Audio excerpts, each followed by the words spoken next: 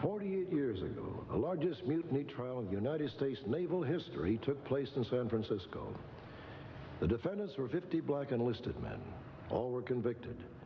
Today, these men would like the record set straight. They believe they acted responsibly, and they want their names cleared. During the Second World War, more than 1 million black Americans served in the military, which was still segregated. In the Navy, they were most often assigned to mess duty or labor detail. At Port Chicago, a Navy munitions depot 30 miles northeast of San Francisco, black sailors were assigned the dangerous task of handling bombs and ammunition, even though they had no specialized training. Often their commanding officers placed bets on whose black division could load a ship the fastest. The bombs were packed with explosives, slathered in grease and difficult to handle. Still, winning the bet was top priority. According to the sailors, safety precautions were given short shrift. It was hard work, regular work, dangerous work, but I didn't realize how dangerous. We at one point, as a kidding situation, we would say, hey, I'm going to be the first one out of the ship if it blows up. I talked to the officers on many occasions concerning the affairs I had of the way we handled the ammunition. And it was always waved off as insignificant. They told us the bombs were harmless because they had no detonators in them. Joe Small's concerns were anything but insignificant. On July 17, 1944, two massive explosions, seconds apart, ripped through Port Chicago. The twin blasts sent a column of smoke and debris 12,000 feet into the air. The dock and two cargo ships were literally pulverized. The death toll was 320, every single man in the loading zone. Man, I'm telling you, it was a sight that you don't want to talk about. And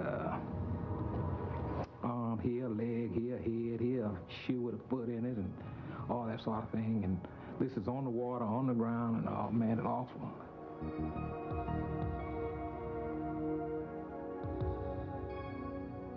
3 days later, Rear Admiral Carlton H. Wright praised the Port Chicago seamen for their bravery in the midst of the disaster. 5 black enlisted men were awarded medals.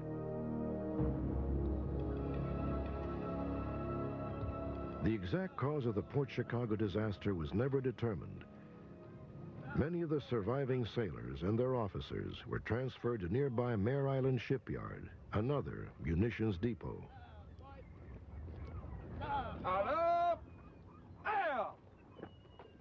When the order was given to proceed to the loading dock, the entire division stopped dead in its tracks. Seaman, if you're not going to obey orders, just fall out.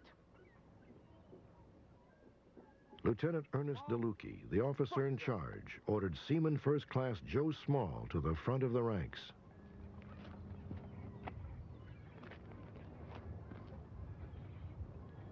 Small, you going to go back to work? No, sir. What's that, sailor?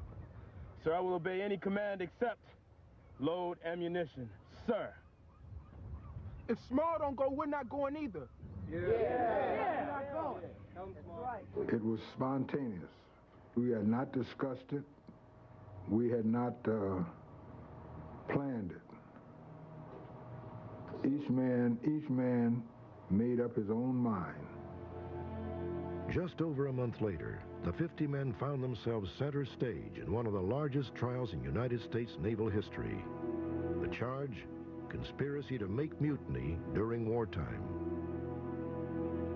I think that what they was trying to do was to set example because we was black. They said, well, maybe the next crew won't do it. If we do this now and we get this under our hats, the next bunch come in here will walk the chalk line.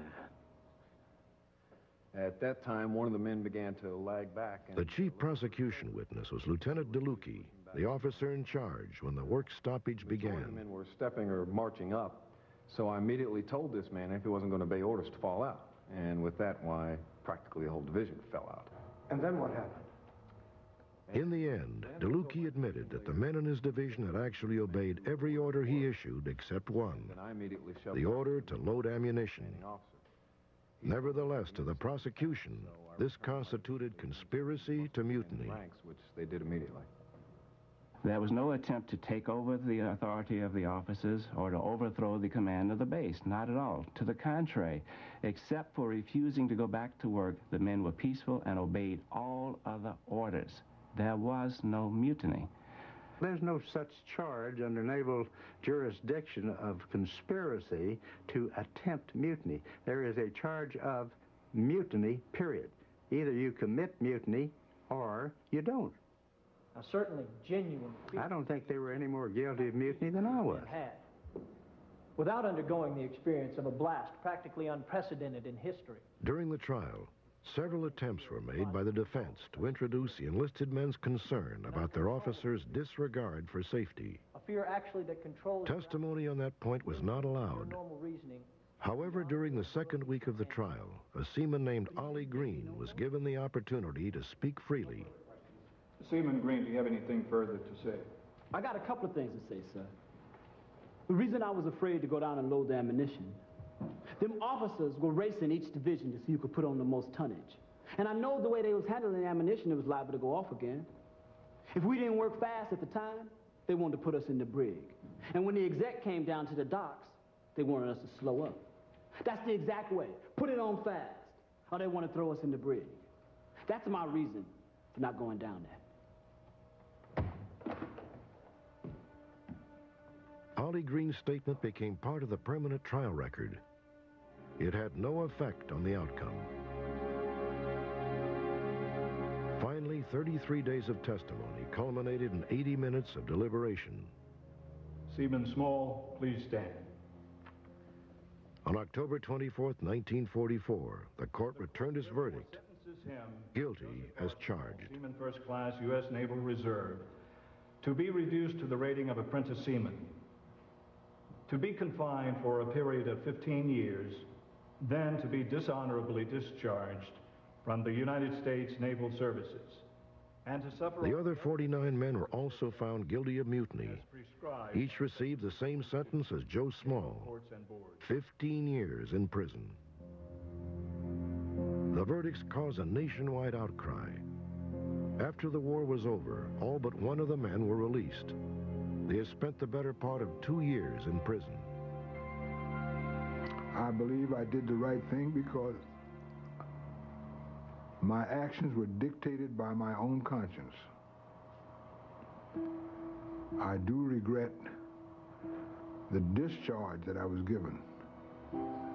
But as for my actions, I have no regrets. I was 18 years old, being tried for mutiny and being chained and shackled. It's no right that can correct the wrongness because it's so deep, it has gone so long, and I've had it kind of wiped it out of my mind. It's the kind of experience that you really don't want to talk about. Nearly 50 years have passed. The Port Chicago disaster is now marked by a memorial to its victims. But the men convicted of mutiny still carry what they feel is an undeserved burden of shame. Update. In December of 1999, Freddie Meeks, one of the 3 surviving sailors involved in the Port Chicago disaster, received a presidential pardon. In July of 2001, Congressman George Miller and 77 of his colleagues petitioned the president for pardons for the rest of the men who Miller says should never have been tried in the first place.